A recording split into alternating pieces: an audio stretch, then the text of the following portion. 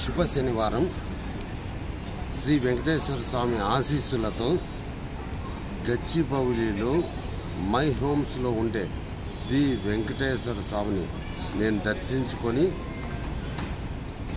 నా ప్రియమైన ఆంధ్రప్రదేశ్ భారతదేశంలో ఉండే ప్రజలు సుభిక్షంగా సకల సంతోషాలతో ఉండవలనని నా చిన్ననాటి స్నేహితులు నేను అంతా సుఖ సంతోషాలతో ఉండవాలని కోరుకుంటూ మీ కాయగూర లక్ష్మీ ప్రసాద్ 9849541447